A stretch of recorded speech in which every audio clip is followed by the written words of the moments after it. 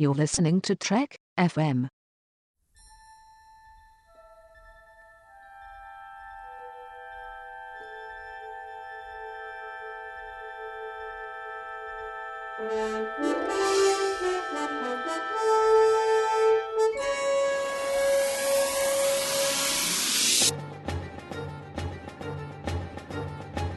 Hello and welcome to From There to Here, Trek FM's 50th anniversary of Star Trek, in which we look at all 729 episodes of the show from beginning to end. I'm Mike from Stage 9. And I'm Brandon from Melodic Treks. And today we're going to be talking about two episodes of Star Trek, Deep Space Nine's The Reckoning and Voyager's Living Witness. So let's get started with The Reckoning, which does not star Taryn Manning or her brother, but is good nonetheless. I would argue that this is a good episode. I would argue against that. I think this is a great episode, and I think this is the most important episode of Star Trek Deep Space Nine, hands down. And we have been going back and forth over the last little bit about whether or not Sisko accepts the fact that he is the emissary. Not only does he accept the fact that he is the emissary in this episode, but he is willing to sacrifice his son to fulfill his duties as the emissary in a very biblical Abraham and Isaac manner. So this is important in many, many stupendous ways. Yeah, I mean, this is definitely, I think, the episode where that question is dealt with. You know, there's a lot of talk in here about, whether or not he sees himself as the emissary and, what that means. And I think this is, an episode, and I think some of the stuff that happens in this episode is some of the stuff which kind of like pushes him fully in that direction, which I guess did start with Rapture and ends here, and well, not ends here, but whatever. And it's also where the Pa Wraiths, I think, become like big bad guys, not just throwaway villains, and throwaway episodes, I guess. You know what I mean? Yeah. Now, we'll talk about later on, but I remember when Deep Space Nine ended the first time, and when they ended with the Pa Wraith plot line, I was like, what is this? They got to end with the war. That was when I first watched it, and I think I was a little too young. But now that I'm older, I've watched Deep Space Nine a few times, I've appreciated more. You see this build of the Pa Wraiths. I mean, they didn't get mentioned until I think it was season 5 with Keiko, when she was overtaken by those. That was the first time you hear about them. And now, in hindsight, I wish that we would have had a few more instances of the Pa Wraiths scattered out through some of the earlier seasons, because that's pretty late in the run of this series to add what's going to end up being the final climax of the entire series, which is kind of interesting. But there's some pretty fascinating concepts in this, with this Coast Emojin, how he chooses Jake, the Pa Wraith chooses Jake, and how Odo is comfortable with Kira, and he's like, I'm comfortable with this. Kira would want this. I don't want it, but Kira would, and I'm willing to accept that. And how Sisko's like, I'm willing to accept it too. It's my son. Do I want this? No. And the person who sacrifices this and ends this all is the Kai, who has never spoken to the prophets before. And it's really interesting, and I do believe that part of the reason is because all of these other people's faith is greater than hers, that she makes this decision. And it's interesting because what would have happened later on, I know that it's story and it's written, right? But let's pretend this is real for a minute. Dax may not have died, right? We wouldn't have had the end of this. Dukat wouldn't have taken over in season 7. And become a Pa Wraith in Covenant, right? Like, had this Pa Wraith cult to deal with in the Covenant. Like, so many things would have changed had this been the final reckoning. Mm-hmm. So. I mean, is it possible that the Pa Wraith could have come back and, like Rocky or something? No, I don't think so, because the way that it was written, like, this is the final reckoning, this is the battle. Deep Space Nine could have been destroyed. I don't mean. I'm sorry. I was thinking more like Rocky Balboa, where like the wormhole alien is like fighting, but then like he breaks his fist, so then Rocky Balboa is able to come back and no.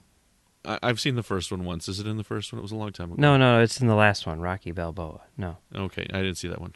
Okay. My point is like, okay, clearly, because like Jake was almost dead, right? Mm-hmm. Okay. So clearly the founder was winning the fight, right? But is the prophet? Yeah. Yep. But is it possible that maybe like as the founder was going in for the kill, it could have like tripped over like one of those completely awkward like doorway things, and then like, you know, Jake could get back up and be like, oh yeah, you know, in which case it would be a much different ending. Do you think that was a possible scenario? Or? It is definitely possible, but Okay. I don't think so. It's Right. infinitesimal. Okay. Okay, All right. so one thing that I find weird about this episode, is the battle between them. So I don't know what I would expect out of a TV battle, but it's they just stand there looking at each other with these laser beams shooting at each other out of their bellies and whatnot, and it's a lot like the battle in Harry Potter.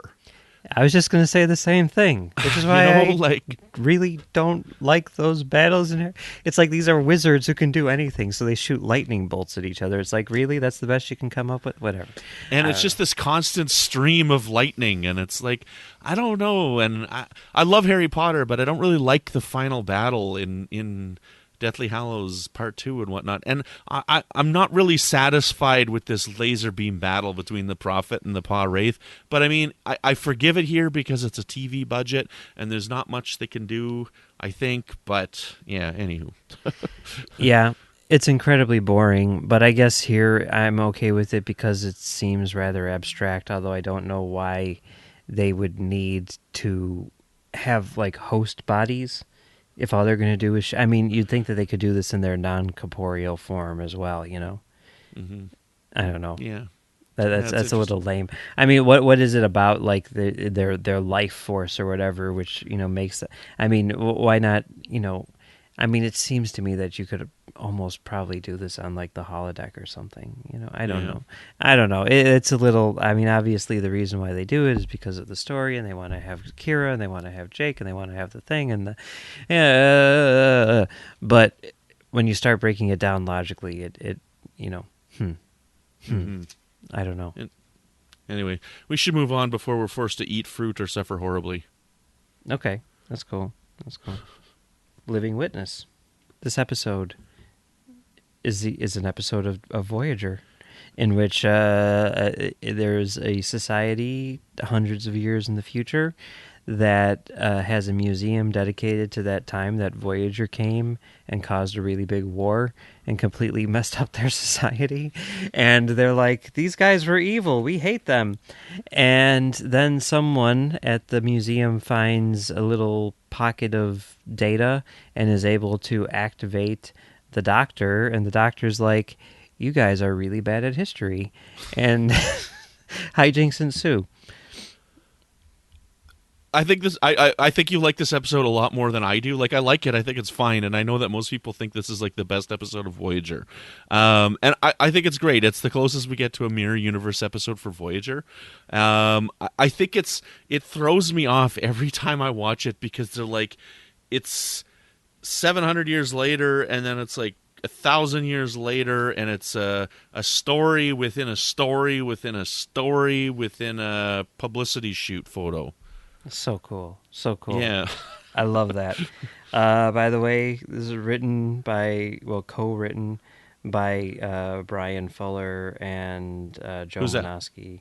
Bryan Fuller, Who's he's that this guy. He wrote, I don't know if you ever saw it, but they did a television remake of Carrie, which was supposed to be much closer to Stephen King's book, and it's from the director of Star Trek Generations. He did that. Did he? Okay. Yeah, I I'm haven't not seen sure. that I'm one not yet. sure what else he's done, but I think he's got a new TV show coming out, like American But Joe Gods. Menosky, man, that guy did Masks. Oh, he did Masks. Yeah, he also did the show about the dinosaurs who are pretending to be humans in And the present Darmok? day. Well, that too, but the dinosaurs pretending to be humans show is. I mean, come on. I mean, if you're going to be talking about a Joe Menosky thing, you got to talk about the Dinosaur Human show, right? Am I right? Yes. I love Chakotay's tattoo. I love the things that they get wrong. I think it's funny. I think it's fun to watch. Chakotay's tattoo reminds me of when Q decided to, like, mine's bigger. And I don't know. So it kind of makes me chuckle when I see that. And I don't think it's supposed to quite make you chuckle, but I don't know. I think a lot of it in here is supposed to make you chuckle. I think it's supposed to be fun while simultaneously having, a lot of interesting stuff to say. And I think it does it really well. I think the structure is really crazy. Let's not forget that Brandon Braga was also a writer on this episode, and I think it was his idea originally or something like that. So, they definitely had the A-team working on this show, and the results are pretty spectacular. And I love this episode. Is it my favorite episode of Voyager? I'm not sure. I wouldn't have said it was going into this rewatch. Now I'm thinking maybe it is. I am anxious to see what else Voyager has in store for me in the coming months. Do you think it's better than Omega Directive? I think it is. Really? Yeah. I mean, I like a lot of the concepts in Omega Directive. I think this one overall is a better told story. Yeah. Cool. So if anyone wants to hear my thoughts on this episode in greater detail, you can head on over to Stage 9 and check out episode 12, where John Mills, my co-host, and I do a commentary for this episode. It's Stage 9, episode 12, The Kyrian Tim Russ. I don't remember what that was in reference to, but I'm thinking it was funny. I don't know. It might have been the fact that Tim Russ directed this. Oh, there you go. Yeah, good. I think you're right. I think that's what it was in reference to. So yeah, excellent. Right so on. yeah, I love this episode. And before we go, I just want to say this is a realization that I came to while watching this block and others. Like season 6 of Deep Space Nine, I know is considered by many to be the best season of the series, and I always kind of thought that season 7 was. I thought that Deep Space Nine was a very unique show in that every season is better than the season before it, and season 7 is the best. And I think one of the reasons why I think season 7 is the best, or why I did think that season 7 is the best, is because of the last 9 episodes, and that arc is just the most amazing thing ever. But I do think that there are a few lulls leading into that arc. Looking at season 6 now, I think that it might be the best season of Deep Space Nine and the best season of Star Trek on the whole. And I do think that season 4 of Voyager is probably the best season of Voyager, which means that I think that this season of television is probably the best season in Star Trek's history, and this is going to be the last time that we see it that season, that I see that season. Other people are going to be talking about the end of it, so I just wanted to acknowledge that before I leave. I know it's got great Voyager episodes that I love, like Omega Directive and Nemesis. Yeah, and it's got good episodes too, like Living Witness and the one where Kes leaves. The Gift. There you go. Yeah. The Gift, yeah, right on. Yeah. Excellent. So, yeah, this has been a lot of fun. This was a great block. We had some really, really good episodes of both series to talk about here. And, I'm glad that we talked about it. Thanks, Mike. Well, thank you. And where can people find you if they want to hear you talk about other stuff? Well, when I'm not sacrificing my children for my beliefs, you can find me here on the network with new episodes of Melodic Treks, which is all about the music of Star Trek. And you can find me on Twitter at Brandon-Mutala. And every once in a while, I poke my head up in the Babel Conference. And Mike, when you're not inaccurately representing history, where can people find you? Usually you can find me inaccurately representing history on Stage 9, where we talk about the people who make Star Trek and do commentaries for Living Witness. And you can also find me on Twitter at Mumbles3K. And that wraps up our arc. Thanks, everyone, for joining us. And we won't be back tomorrow, but Davis and Lee will, to talk about 2 more episodes of Star Trek, Demon and Valiant.